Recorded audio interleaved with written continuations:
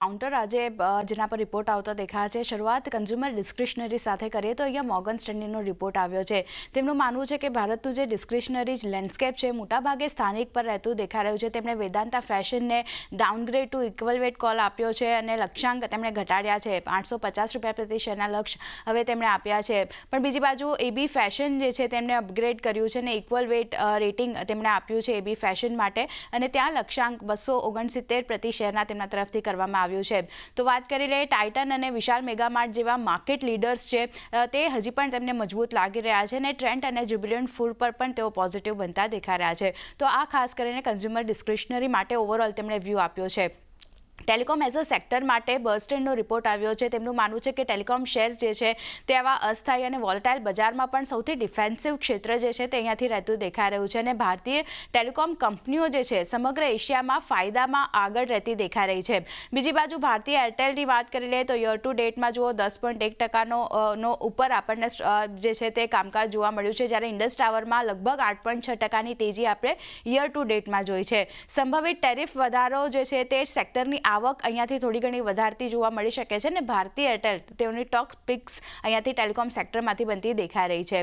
વાત કરી લઈએ ટ્રાવેલ અને લીઝરની તો જો HSBCનો રિપોર્ટ આવ્યો છે। અહીંયા તેમનું માનવું છે કે ટ્રાવેલ અને હોટલ સેક્ટરમાં ગ્રોથ હજી પણ આગળ યથાવત રહેતો જોવા મળી શકે છે। ખાસ કરીને મહાકુંભ અને ઓછી સપ્લાયના લીધે Q4માં સપોર્ટ અહીંયાથી મળતો દેખાઈ રહ્યો છે।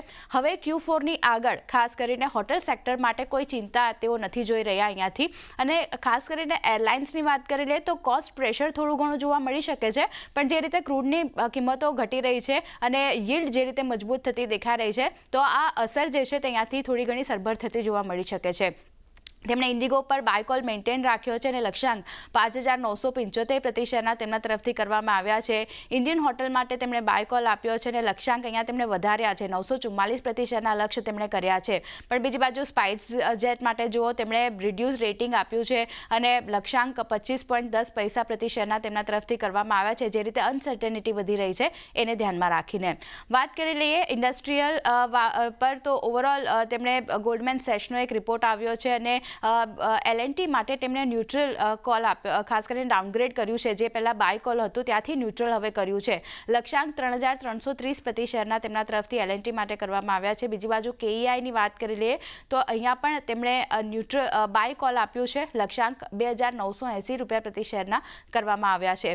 તેમનું માનવું છે ભારતીય ઔદ્યોગિક વિકાસ જે છે અને માર્જિન પર ટેરિફની અસર આપણને થોડી ઘણી જોવા મળતી દેખાઈ શકે છે। અનિશ્ચિતતાની અસર આપણને જોવા મળી શકે છે, પણ નવી ફેક્ટરી કેપેક્સ જે છે ખાસ કરીને આને લીધે મુલતવી રાખવામાં પણ આવી શકે છે અને FY 26-27 સુધી જુઓ તો પોર્ટ અને લોજિસ્ટિકની આવક જે છે લગભગ 4 થી 5% અસર આપણને ત્યાંની આવક પર આપણને જોવા મળી શકે છે, જે રીતે વૈશ્વિક અનિશ્ચિતતા બનતી દેખાઈ રહી છે। તો ઘણા બધા સેક્ટર છે ખાસ કરીને જેના પર બ્રોકરેજ રિપોર્ટ આવ્યા છે, આજે બધા પર ફોકસ રહેશે।